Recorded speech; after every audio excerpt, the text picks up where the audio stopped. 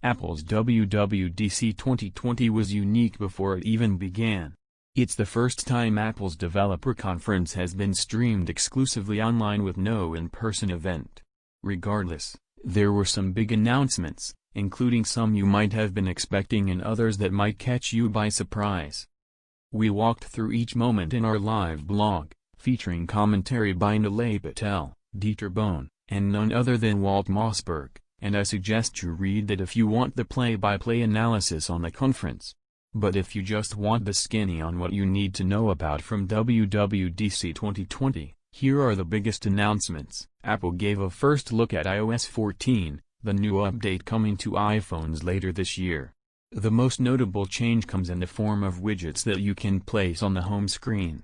It's like if Apple Watch apps invaded the iPhone home screen. It's a really big deal that changes the look of the iOS software. Apple is debuting these new widgets in different shapes and sizes, and the idea is that you'll be able to have more data-rich info on your home screen.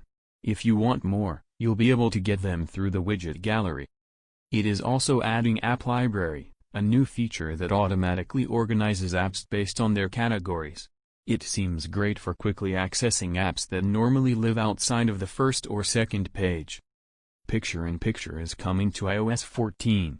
If you swipe away while watching a full-screened video, the window will float on your home screen, allowing you to resize and move the video. PIP isn't a super unique feature, but Apple is making it its own by letting you minimize the PIP into a small button on the side of the screen. That way, you don't have to exit the video if you need to look at the whole screen for a moment. Similar to iOS 14, widgets are coming to the next version of iPadOS. It's not clear yet if you can bring those out of the Today view and into the home screen, like you can on iPhone. Apple is touting a new sidebar as its way of making it much easier to navigate apps. It showed it working on Apple Music and other apps. If you're using your iPad as a laptop replacement, the sidebar should make it easier to do more without having to touch the screen. Apple also redesigned Search on iPad, and it looks almost exactly like Spotlight on macOS. It can help you find contacts, search on the web, or serve as a launchpad-like function to launch apps. Memoji are getting an improvement in the next big software update, including more age options, accessories for Memoji, like face masks, and emotions, like blushing. This might seem like a small addition, but it's great if you've been wanting to live the dream of communicating solely through Memoji. Memoji are getting an improvement in the next big software update, including more age options, accessories for Memoji, like face masks, and emotions, like blushing. This might seem like a small addition, but it's great if you've been wanting to live the dream of communicating solely through Memoji. Apple introduced a new way to unlock and start your car, well, just the BMW 5 Series for now.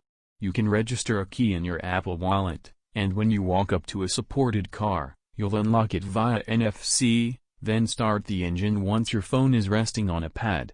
The keys are stored on device, and it can be deleted from the cloud if you need to.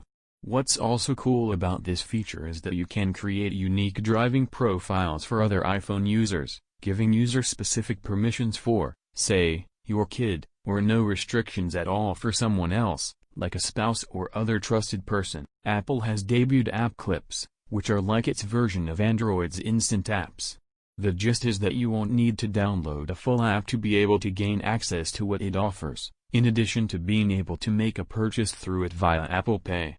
It seems great if you're someone who doesn't want to download more apps than you really need. Apple debuted a new feature called Scribble, which allows you to write in any text field with the Apple Pencil, then it will be automatically converted to text. The feature can automatically detect the context of the information you write, like a phone number or address, then direct you to the correct app when it's tapped.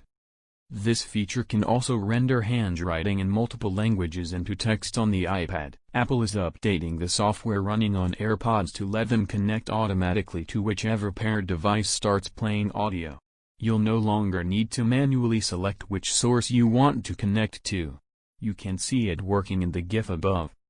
The AirPods Pro are getting spatial audio. Apple is utilizing the accelerometer in the AirPods Pro to provide spatial audio that tracks your head and your device's location.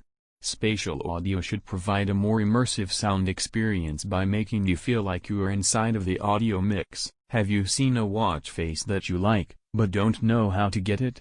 Apple is making it easier to share watch faces with a new feature called face swapping. You can add a watch face to your Apple Watch by finding one on a developer's website, or through social media.